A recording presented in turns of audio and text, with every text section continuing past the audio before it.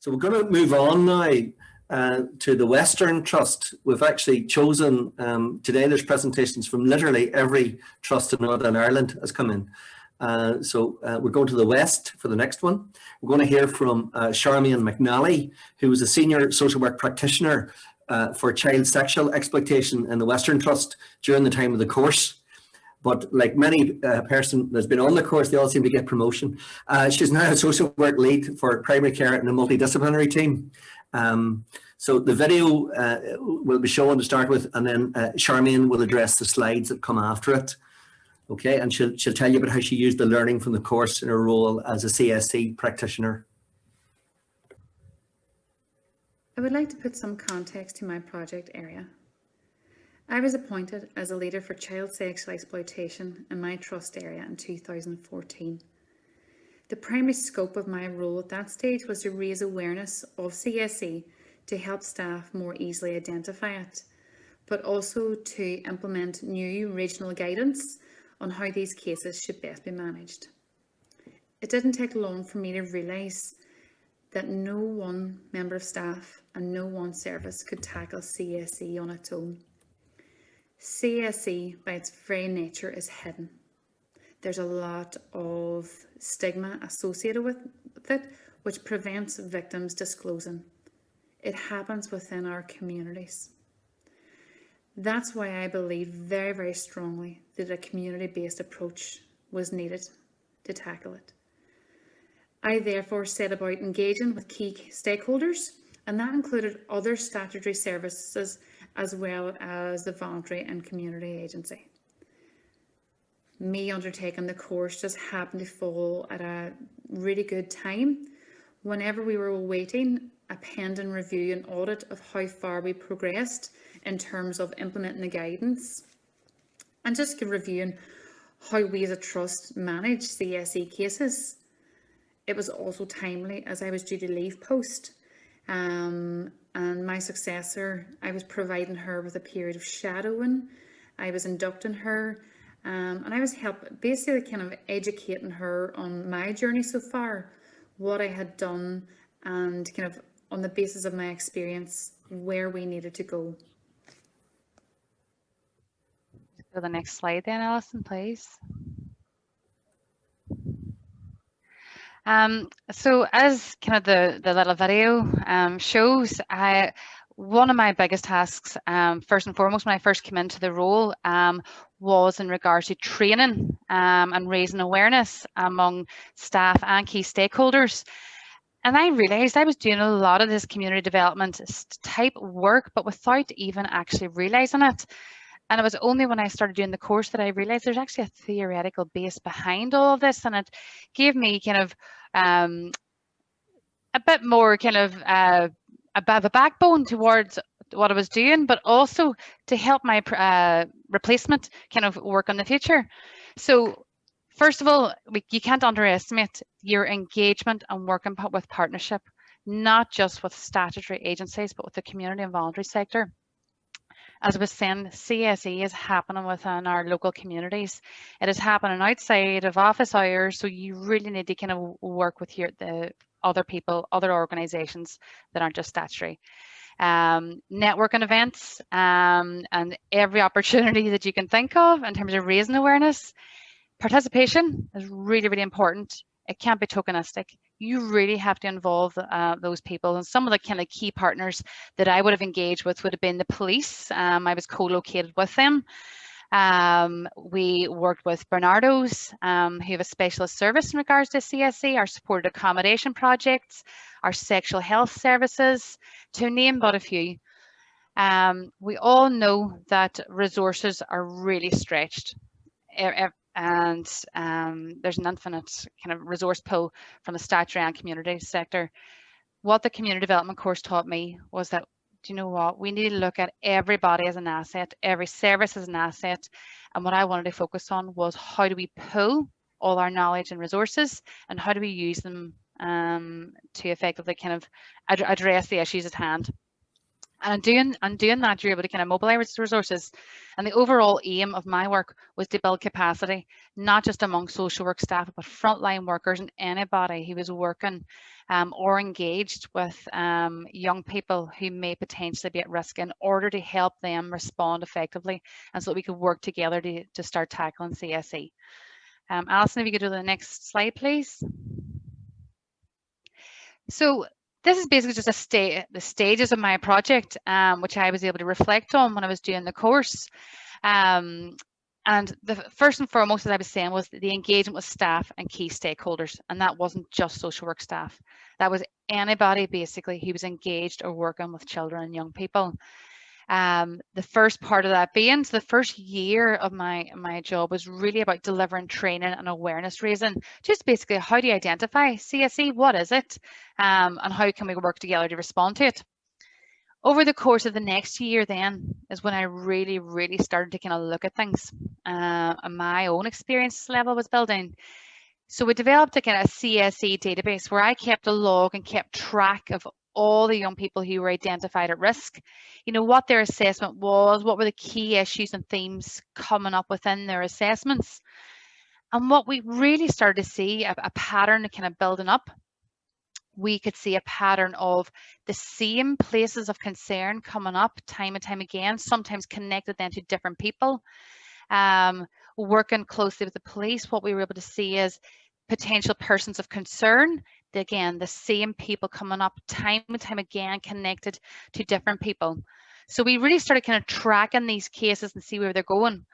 What we also realised as CSE leads, there was one being in every trust, is that whenever we started mapping and kind of looking at the patterns, we initially had a framework that we were using, an assessment pro forma, but we really realised it wasn't fit for purpose. It was leaving out a lot of the detail that we needed to track these patterns. So what we did then, we set about revising the assessment framework that we were using, and we built another one. And that wasn't easy. So initially you're going to staff and saying, we need you to do an extra piece of work as part of your day-to-day work. We then had to go back to them and say, actually, we want to start doing things differently. So there was a lot of conscious thought put into kind of the management of change and leadership and things like that. We also developed a lot of awareness raising materials, and much of that was put out into the public arena, even with youth groups as well. We then moved on in terms of, I became a representative in our multi-agency support hub. And I was representing children's safeguarding. And the reason why I kind of put myself forward for that was because I was seeing the trends and the patterns and interlinks of our most vulnerable children, looked after children on the child protection register, but also children who are not necessarily involved with social services. As I was saying, you know, I was identifying places of concern, places where young people were congregating, where individuals of concern were very much aware of and gravitating to. So I sat in this forum, and again, that was a multi-agency support forum that involved the police, that involved the housing executive, the local council areas, and we really did great work about proactively working towards, you know, disrupting places of concern, individuals of concern. We then kind of moved on to, I believe that the way forward is joint training. And I was very much involved in the joint training with the PSNI. Being co-located made that so much easier. And we also developed protocol on young people who reported missing from home or care. And what we felt was really important was whenever these young people returned home after a period of being missing, it was the wealth of information that we were to get from talking to those young people afterwards that was really going to help us tackle it. So what we set about doing was some guidance for staff and we call it a return home interview, but basically it's a conversation with young people and how to engage them to find out what has happened when they have been away, and anything that could help us obviously protect other young people. As we kind of then started to kind of embed in our assessment framework and our support for these young people, I think it really then helped us when it came to seeking justice. And part of community development is all about seeking justice. We got some successful prosecutions, and we were able to disrupt places of concern, party houses, and all this work was done jointly. It was done jointly with the council, with the police, with the community and voluntary sector, with support accommodation projects, and it could not have been done alone. Alison, can I ask you to go to the next slide? Just to say, Charmaine, you're on a 2-minute warning. Yes. Apologies about that. I have to be So, ruthless. yeah. Okay, go on ahead. So I could talk for hours, you know, about how we worked and what we did. And what I do have to say is that community development work is not easy work. It really isn't. And I think sometimes we think of partnership work and collaborative work, and it's all fairy and lovely. We know how effective it can be. Definitely, I am all for it, but it's not without its challenges. One of the biggest things that I found was working in different organizational cultures. So I was co-located with police, and we worked two very, very different ways. And I had said it took time to not only kind of work together in terms of the systems, the language we used, the attitudes, everything, but resource pressures, every service. Whether you're statutory, whether you're voluntary, we are under huge resource pressures. There's not enough resources, and so there it's really, really important to do a mapping of what resources you have together and pull those resources and work together and target them effectively. There's a lack of understanding of roles and responsibilities. I think that isn't just typical to the role that I was in. I think it's that's where a lot of issues come into play, and I think it's really, really important for any community development approach. You need to start with clarifying those. Oppressive and stigmatizing attitudes and practices. When it comes to CSE, I have to say that continues to be a major issue. And it is also one of the major obstacles for why young people don't tend to share their experiences or disclose. And I have experienced it from professionals, not just the lay people on the street. And I think as social workers, we really need to tackle and address those attitudes. Lack of engagement from young people, and young people not recognizing themselves as victims. By its very exploitative nature, some young people see themselves as being in a relationship, and they don't always recognize that. Maybe they've come from backgrounds where there's been a lot of abuse or a lot of trauma in their lives that really affects how they're seeing things, and that is where we need to help them recognize the exploitative nature of those relationships. I'm getting the buzz to hurry up here. So again, logistical, and we can't be everywhere all at the one time. So that is why we need champions. We need champions in different departments and different organizations. And again, when it comes to the legal powers, what I can say, please, in regards to the CSE, the legal powers to protect young people above the age of consent are really, really limited. And sexual exploitation goes into adulthood as well. That's why, Alison, can I just quickly get you to go to the last slide, and I literally will finish up.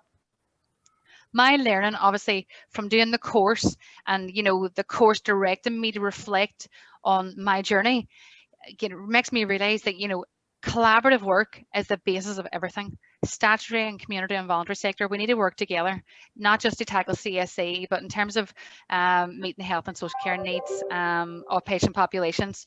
Communication, as I say, clarity in roles and responsibilities. We have to enable people. We have to enable them to contribute and participate, and it has to be meaningful and not tokenistic. Everybody is an asset. And again, just like this forum, we have to share the learning. It is how we help other places and organizations grow whenever we share our learning and when they share it with us. And as I say, CSE champions, we need them everywhere, not just in statutory social services, but within the community and voluntary sector, and with parents and foster carers as well too. We need to give them the information to enable them to respond effectively to protect their young people.